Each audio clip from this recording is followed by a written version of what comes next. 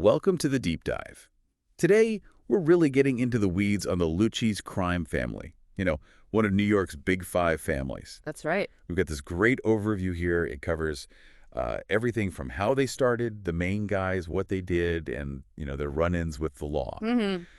Our goal is to unpack all that, maybe look past the usual mob stories, and see how this thing actually worked from the very beginning right up to today. Exactly. And the source we're using, it's pretty comprehensive. It really traces the family's path, starting way back early 1900s, right up to, well, almost the present day. So for you listening, we want to lay it all out, give you a clear picture of this major player in American organized crime. We'll hit the key moments, the big power struggles, and kind of show the impact they had. Yeah, connect the dots, maybe pull out some surprising stuff without getting bogged down in every little detail. Okay, so origins. Our stuff points to the 1920s for the family really forming, but the roots, they go back even further, right, to another big outfit.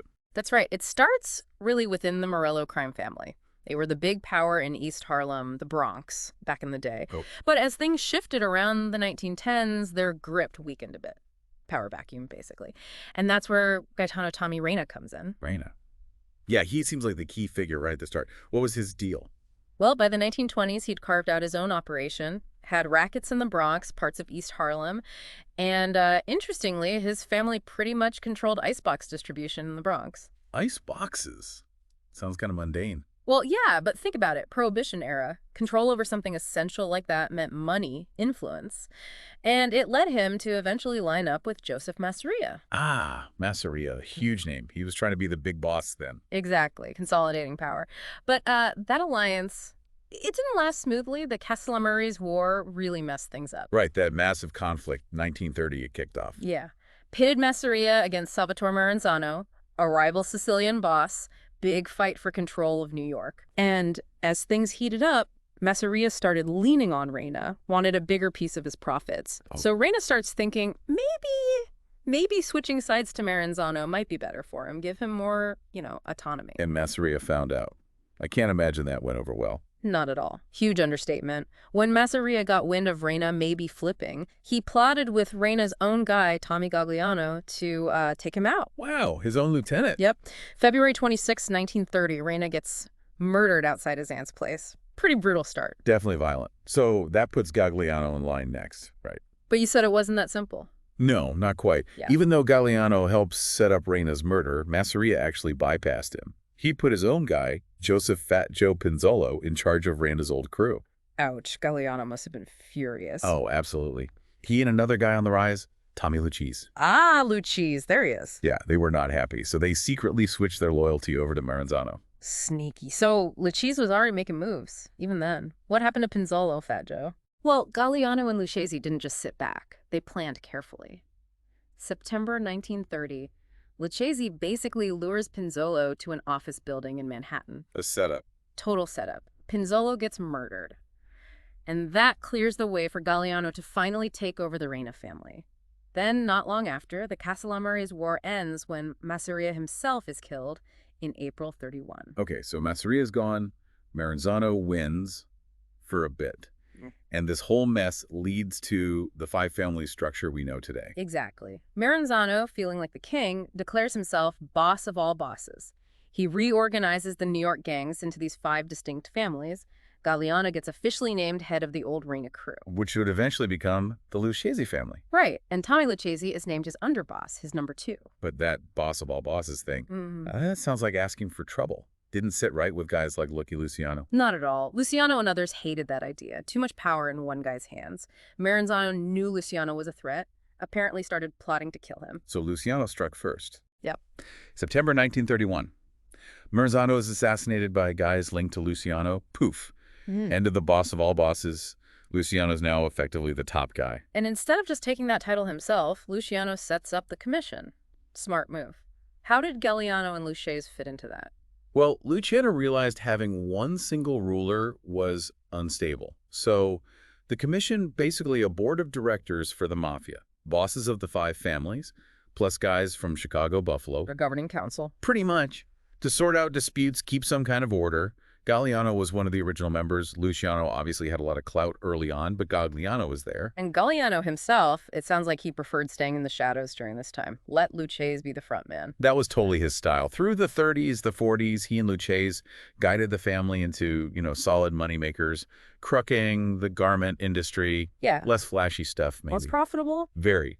But Galliano himself, super low profile, hated attention, passed orders through Lucchese, kept his circle tight. So Lucchese was the face people saw, even going to big meetings like the Havana conference for Galliano. Exactly. Lucchese handled the day-to-day, represented the family. Galliano was so under the radar. There's barely any solid info on him between 32 and when he died in 51. Which brings us to the Tommy Lucchese's era proper, the guy the family's named after. How did things change when he took over? Well, when Galliano died, or maybe retired, in 51, Lucchese slid right into the top spot. Very smooth transition. He appointed Vincenzo Rao as consigliere. The advisor role. Right. And Stefano LaSalle as underboss. He pretty much kept Galliano's playbook focus on profitable, maybe less violent rackets. He really built the family into a financial powerhouse. Expanding things. Oh, yeah. Pushed deeper into the Teamsters Union locals, got involved in rackets at Idlewild Airport, huge money there, and really solidified their hold on the garment district in Manhattan. Yeah, the garment district seems key for them. How did they control that? Was it just muscle? It was a mix, definitely muscle, coercion, but also through influencing unions, getting corrupt officials to favor their businesses. And Lucchese was smart. He built relationships with politicians, judges, connections that really helped. So smoothing things over legally when needed. You got it. Very useful connections. And he wasn't just sticking to New York, right? He had connections elsewhere. Narcotics. Yeah, absolutely. During the 50s, he had a big narcotics trafficking network going with Santo Trafficante Jr. The Tampa boss. That's the one. They apparently met up often in New York to coordinate things. Lucchese sounds like a real strategist. Building alliances seems to have been his thing. Definitely. He was key in helping Vito Genovese and Carlo Gambino take over their families. They formed this powerful trio. Okay. They basically plotted together to reshape the commission, engineered the downfall of Frank Costello and Albert Anastasia, who were big shots at the time. Costello survived the hit, right? But Anastasia was murdered, yeah. Which opened the door for Gambino to become boss of his family. But then, didn't Lucchese and Gambino turn on Genovese later? After that Appalachian meeting disaster. They did. That Appalachian meeting in 57 where all the bosses got raided by the cops, it was a huge embarrassment, made Genovese look bad. Exposed the whole thing. Totally. Yeah. So Lucchese and Gambino, probably with some nudging from Luciano, Costello, Meyer Lansky behind the scenes, saw their chance. They basically set Genovese up, got him busted on drug charges in 59. With Genovese out of the picture, Lucchese and Gambino were pretty much running the commission. Wow. And their alliance seemed rock solid, even cemented by marriage. Yeah, that was a big one. In 62, Gambino's oldest son married Lucchese's daughter, tied the families together even closer, cemented their power. Lucchese had a long run then, relatively quiet until he died. Yeah, he died of a brain tumor in 67. And the amazing thing, after 44 years in the life, he never spent a single day in jail. That's incredible. Seriously impressive in a way. But his death sounds like it kicked off a rough patch for the family. More unstable. Very much so. A lot more turmoil. Lucchese apparently wanted Anthony Corallo to take over, but Corallo was in jail at the time. So someone else stepped in. Yeah, Carmine Tramunti became acting boss. But his time was short, kind of messy. He got busted in 73 for the French Connection heroin ring. Ah, the French Connection.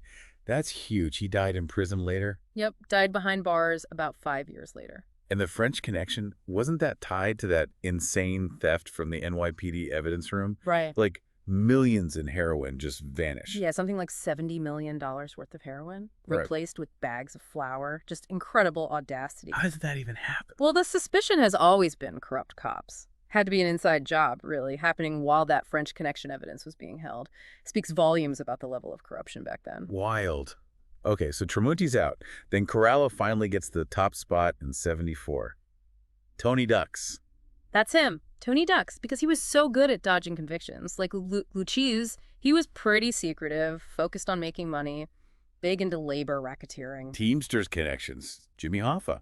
Deep ties there, yeah. Used union power for the family's gain. They were also still big in drugs, gambling under him, but he was super paranoid about bugs. Right, the famous Jaguar car phone story. Exactly. He'd only talk serious business on the car phone in his bodyguard's Jag, thought it was secure. The irony, that's exactly how they got him, wasn't it? The FBI bugged the car. They did. Early 80s, FBI finally plants a bug in the Jaguar.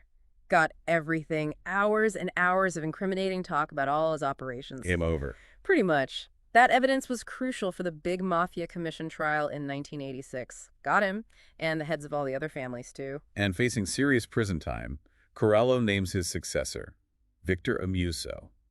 This sounds like a major turning point. Things got dark. Oh, incredibly dark. Amuso taking over with Anthony Gaspipe Casso becoming his underboss later. That kicked off probably the bloodiest period in the family's history, maybe in Mafia history, period. Starting in 86. Mm. Just a reign of terror. Totally. Amuso and Casso just started ordering hits on anyone they thought was a threat. Disloyal, looking at them funny. It was a huge shift from the older boss's more calculated violence. Why? Just pure paranoia, trying to consolidate power fast? Probably a mix of things. Maybe they felt they needed to rule through fear in a changing world, eliminate rivals quickly. But man, it backfired spectacularly. It became totally self-destructive. Gaspipe Casso. His reputation alone is terrifying. The numbers are crazy. Yeah, estimates are, like, Casso might have personally killed 30 or 40 people and ordered maybe over 100 more hits. Just staggering. And he had those corrupt cops on his payroll? Louis Ippolito and Stephen Caracappa, Yeah. NYPD detectives, working for Casso, doing hits for him. At least 8 confirmed murders they carried out for Gaspipe. Just unbelievable correction. The whack Jersey order, too. That sounds extreme even for them. It was insane. They ordered the hit on the entire New Jersey crew of their own family, supposedly because the Jersey guys weren't kicking up enough money. Did they succeed? No, mostly failed. The Jersey guys mostly went into hiding. But it just shows the level of brutality and paranoia. No rules anymore. And all this violence, the paranoia. Yeah. It actually made things worse for them, didn't it? More guys started flipping. Exactly. They were so quick to whack people just on suspicion, like that capo, Fat Pete Kyoto, shot 12 times and survived. Unbelievable. Right. And after he survives, Amuso and Casso order hits on his wife and sister. That was a huge line crossed, even for the Mafia. Broke those old codes. So guys felt like no one was safe, not even family. Precisely. It pushed more and more guys to cooperate with the feds just to stay alive. Fear was driving them to become informants. Even the acting boss, Alphonse Darco, he flipped. First New York boss to ever become an informant. Yep. Darco heard he was marked for death, so he ran straight to the government. Yeah. That tells you everything about the atmosphere Amuso and Casso created. Total fear and chaos. And Darco turning, then Casso himself eventually cooperating. That must have blown the family wide open. It did. Revealed so many secrets. Casso especially spilled the beans on the Mafia cops, Ippolito and Caracappa. Right, the details of their dirty work. Yeah. Providing info, doing hits. Yeah, Casso laid it all out. How they were on his payroll for years, even detailed that awful Christmas Day murder in '86, killed an innocent guy just because he had the same name as someone they thought was an informant. Just tragic. But Casso's deal didn't last, did it? He got kicked out of witness protection. Yeah, he kept breaking the rules of his agreement, ended up getting booted from the program, and slapped with a sentence of, like, 455 years. He died in prison back in 2020. Meanwhile, Amuso, the official boss, is still calling shots from prison, even after all this. Amazingly, yeah. He kept control, appointing acting bosses from his cell. Joseph Little Joe, defeater first, then Stephen Crea. But they got busted too. Both eventually got indicted. And Daifid even flipped himself, became a government witness. His testimony helped convict the next acting boss, Louis de Donon. It was just a revolving door of arrests and cooperation. So by the early 2000s, things must have been a total mess. They tried a ruling panel to stabilize things. Yeah, in 2003, after de Don went down, Amuso, still pulling strings from prison, set up a 3-man panel. Agnello Migliore, Joseph DiNapoli, Matthew Madonna, trying to spread out the leadership, maybe make it less of a target. Did it work? Did things calm down? Not really. The arrests kept coming. Throughout the 2000s, feds kept hitting them for gambling, loan sharking, bribery, the usual stuff. The pressure never really let up. Which brings us more or less up to date. 2009 onwards. It seems undeniable the family, and maybe all the five families, are much weaker now, right? Decades of FBI Yeah. focus, all the informants. No question. Law enforcement pressure has been relentless and effective. We keep seeing arrests, big convictions, racketeering, gambling, extortion, even that murder conviction for Matthew Madonna and Stephen Correa for killing Michael Meldish back in 2013. And yet, they're still around. There's still a structure. Amuso's still officially the boss from prison. That's kind of mind-blowing. It really is. He's boss for life, technically. Mm-hmm. Acting boss now is supposedly Big Mike DeSantis, Frankie Bones, Papani as underboss, Anthony Bone Barada as conciliar. And they still apparently have that ruling panel, including Georgian Zangpola. So yeah, the structure, diminished as it is, persists. And still involved in crime, presumably? Adapting? Looks like it. Sources say they're still in labor racketeering, garment industry stuff, food distribution, airport rackets, construction, even newspapers.